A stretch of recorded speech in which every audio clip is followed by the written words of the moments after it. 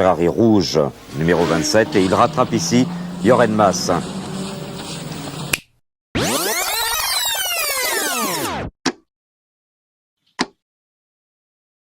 Born in Quebec, Canada, Gilles Villeneuve had a tough route to get into Formula 1, with Canada not really being known for their motorsport prestige. Villeneuve started competitive driving in local drag racing events at the older age of 22. He quickly became bored of this and decided to get a racing licence, moving to the Quebec Regional Formula Ford, running his own 2-year-old car and winning 7 of the 10 races he entered. And then he would go on to win the Formula Atlantic Series twice in a row, even beating James Hunt and several other F1 drivers in one of these races. This impressed Hunt so much he persuaded McLaren to sign the young man in 1977, but only on a 5-race deal in a third car. But still, this was Villeneuve's chance to prove himself at the pinnacle of motorsport. He had an excellent debut, qualifying 9th by separating the 2 usual drivers, while driving in a worse version of the car, even though he'd only finished 11th in the race due to a faulty temperature gauge. Many people complimented the debutant, with one journalist saying, "Anyone seeking a future world champion need look no further than the quietly assured young man." Despite this, shortly after the British race, McLaren's team manager, Teddy Mayer, decided not to continue with Villeneuve for the following year. His explanation was that Villeneuve was looking as though he might be a bit expensive, maybe a decision McLaren would regret, as Ferrari would pick him up for the last 2 races of the 1977 season in a third car also, which turned out to be the tip of the iceberg for Ferrari legend Niki Lauda to leave the prancing horse, quitting the team 2 races before the end of the season,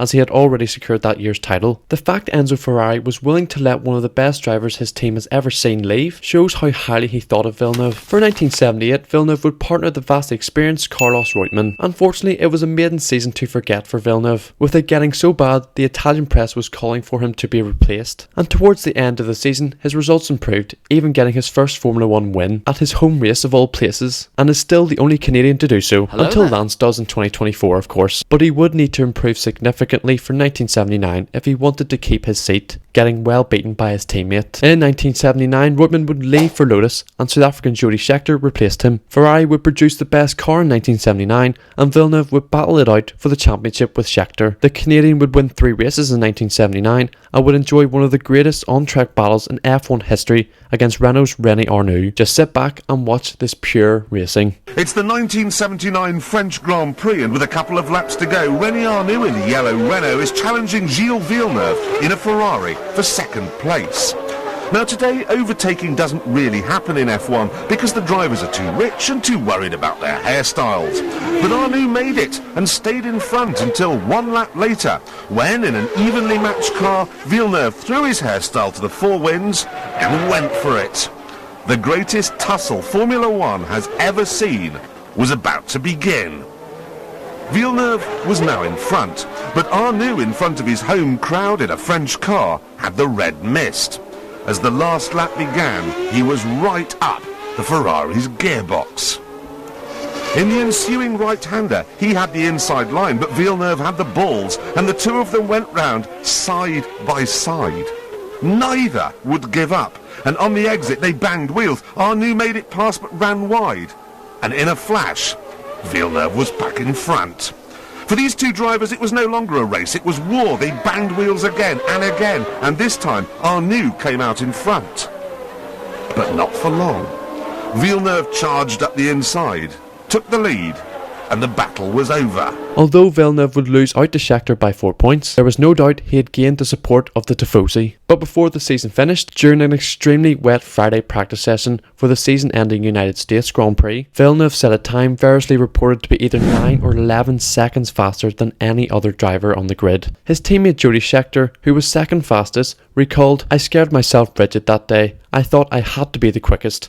Then I saw Gilles' time, and I still don't really understand how it was possible. 11 seconds. In 1980, Ferrari would produce one of its worst cars in history. If you think being a Ferrari fan now is bad, this was a whole nother level. Pre-season, Villeneuve was favoured to win the title, and by the end of the season, had scored just 6 points. Scheckter by that point had had enough and retired with his one title. Young Frenchman Didier Pironi would take his place for 1981, and Ferrari introduced their first turbocharged engined F1 car, which produced tremendous power but was let down by its poor handling, which you'd think would result in another winless season. But no, Villeneuve had other ideas, winning 2 consecutive races, with his first at the Principality. The car was also very unreliable, with Villeneuve failing to finish 9 of the 15 races, so a decent points haul of 25 was the best he could do, and still outperformed his new teammate Didier Pironi. Villeneuve was then offered a deal by Ron Dennis to rejoin McLaren for 1982, which he rejected due to the loyalty Ferrari had shown him over the years, and was optimistic that the Italian team would be competitive, which they would. But Gilles had an awful start to the season, not finishing the opening 2 races and being disqualified in the third. Villeneuve would then have his first difficult moment with Pironi at the San Marino Grand Prix. The Ferraris were in cruise control of the race, and in order to conserve fuel and ensure the cars finished, the Ferrari team ordered both drivers to slow down. Villeneuve believed that the order also meant that the drivers were to maintain position, but Pironi passed Villeneuve. Within a few laps, Villeneuve repassed Pironi and slowed down again, believing that Pironi was simply trying to entertain the Italian crowd, and finally on the final lap, Pironi once more passed Villeneuve, but this time with a lot more aggression, and went on to win. Villeneuve felt betrayed by this and vowed to never speak to Pironi again. A bit extreme, but hopefully over time the Canadian would get over it. During qualifying at the 1982 Belgian Grand Prix, Villeneuve was involved in a freak accident. Il a heurté l'arrière et on voit voilà la Ferrari qui vient de se disloquer après avoir heurté la marche de Jochen Mass.